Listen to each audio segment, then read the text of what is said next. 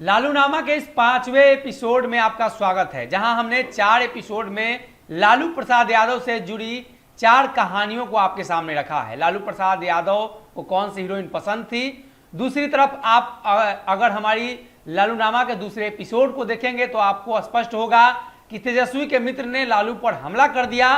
तीसरे एपिसोड की तरफ बढ़ेंगे तो लालू प्रसाद यादव का जो सपना है वो पूरा नहीं हो पाएगा, और आगे अगर एपिसोड में आप बढ़ेंगे तो स्पष्ट हो जाएंगे कि किस प्रकार से लालू प्रसाद यादव के करीबी लोग और लालू प्रसाद यादव के जो अपने लोग हैं उन्होंने ही कई बार लालू प्रसाद यादव को धोखा दिया है।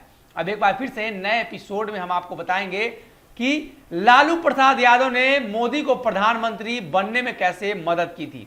प्रधानमंत्री मोदी बने थे, प्रधानमंत्री नरेंद्र मोदी जब प्रधानमंत्री बने थे 2014 में, तो नीतीश कुमार खासा विरोध कर रहे थे, लेकिन बहुत कम लोग ही ये जानते हैं कि लालू प्रसाद यादव के कारण ही नरेंद्र मोदी प्रधानमंत्री बने थे। लालू प्रसाद यादव का आज जन्मदिन है और 75 वर्ष के हो चुके हैं। 75 पाउंड का केक काटा गया है। तेजस्वी तेज प्रताप के बीच जो दूरियां थी कम करने की कोशिश की गई है। तेज प्रताप के घर लालू प्रसाद यादव गए थे, पार्टी कार्यालय पहुंचे, पूरा दिन आपने ये खबर देखा। लेकिन अब जब शाम हो चली है तो हम आपको ये खबर देने जा रहे हैं कि नरेंद्र मोदी को नरेंद्र मोदी बनाने वाला लालू प्रसाद यादव ही था।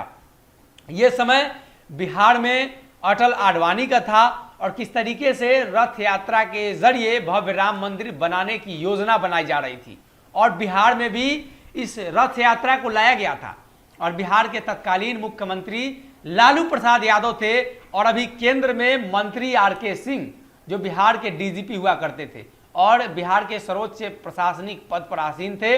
और जब अटल आडवाणी का जो रथ बिहार में आया, उस रथ को लालू प्रसाद यादव ने रोका और उसके बाद उन्हें जेल भी जाना पड़ा था जो लोग रथ यात्रा में शामिल थे। और कहीं ना कहीं यही वो चर्चा है जिसके बदौलत अब नरेंद्र मोदी सामने आते हैं। उसके बाद उनकी सरकार कुछ दिनों के लिए बनती है, फिर कांग्रेस सरकार में आ जाती है और फिर 15 सालों तक कांग्रेस बिहार और सहित देश की राजधानी में आसीन रहती है। प्रधानमंत्री के तौर पर मनमोहन सिंह सेवा देते रहते हैं। 2010 का समय आता है और जब फिर चुनाव होती है तो भारतीय जनता पार्टी मजबूती से उभरती है, लेकिन कहीं ना कहीं भारतीय जनता पार्टी के पास मजबूत नेतृत्व तो नहीं होता है। और यूं कहें तो आडवाणी और बाकी जो लोग थे, वाजपेयी थे, वो सभी लोग भारतीय जनता पार्टी के दर्शक गृह में जाकर बैठ जाते हैं जब उनके नेतृत्व में भाजपा सही तरीके से काम नहीं कर पाती है। फिर समय आता है कांग्रेस पार्टी का और 10 में राहुल गांधी प्रस्तावित होते हैं देश के प्रधानमंत्री के लिए, लेकिन कहीं ना कहीं अंत समय पर सोनिया गांधी का स्टे लग जाता है और फिर से एक बार मनमोहन सिंह की वापसी होती है। कहा तो यह जाता है कि मनमोहन सिंह हो जाते हैं और कम बोलने की वजह से उनकी सत्ता 14 में चली जाती है और 14 में वापसी होती है नरेंद्र मोदी की। और जब अटल आडवाणी का खत्म होता है राजनीतिक, और बिहार में सहित देश की अगर बात करें तो अटल आडवाणी का राजनीतिक भविष्य खतरे में आता है, तो भारतीय जनता पार्टी नए नेतृत्व की तरफ झांकने लगती है। एक तरफ नजर आता है नीतीश कुमार का चेहरा और दूसरी तरफ प्रधानमंत्री मोदी का चेहरा। और नीतीश कुमार का चेहरा इसलिए भी भाजपा को खटकता है कि नीतीश कुमार सांप्रदायिक एजेंडों पर लगातार बहस करते हैं भाजपा से, और नीतीश कुमार गठबंधन के थे, भाजपा के नहीं थे। और इसी बीच नरेंद्र मोदी का गुजरात का 15 सालों का शासनकाल याद आता है और उस मॉडल को लागू कर देश में चुनाव की बात चलती है। नरेंद्र मोदी चुनाव लड़ने के लिए प्रोजेक्ट किए जाते हैं और प्रधानमंत्री बनते हैं। अब इसमें लालू प्रसाद यादव का रोल कहां आता है, तो अटल आडवाणी के राजनीतिक भविष्य पर प्रश्न चिन्ह लगाने वाले लालू प्रसाद यादव ही थे। राम मंदिर के रथ को इस प्रकार से लालू प्रसाद यादव ने रोका तो स्पष्ट हो गया कि अब राजनीतिक भविष्य चौपट हो गया उन लोगों का जिनका ये राम मंदिर और जो तमाम मुद्दे थे भाजपा के एजेंडे में, धारा 370 सहित जो सांप्रदायिक मुद्दे थे या यूं कहें तो मंदिरों का मुद्दा था, सभी मुद्दों को लेकर लालू प्रसाद यादव ने देश में उन्हें एक्सपोज कर दिया और कहीं ना कहीं इसी का खामियाजा भुगतना पड़ा और भाजपा ने उन्हें शीर्ष मंडल से हटाकर दर्शक दीर्घा में बैठा दिया और नरेंद्र मोदी की वापसी हो गई।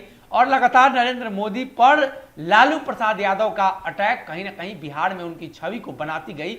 और उत्तर बिहार में लालू प्रसाद यादव, मुलायम सिंह बड़े नेता थे और ये दोनों नेता नरेंद्र मोदी को टारगेट करते गए और नरेंद्र मोदी उतने तेजी से राजनीतिक रूप से उत्तर बिहार में ऊपर उठते गए। और दूसरी तरफ नीतीश कुमार का विरोध कहीं ना कहीं लोगों को जचा नहीं और एक बार फिर से 14 में नरेंद्र मोदी की वापसी हो गई। हालांकि लालू प्रसाद यादव ने कोशिश अपार की थी, लेकिन अगर बात करें तो उस समय भी प्रधानमंत्री के लिए 7 उम्मीदवार थे और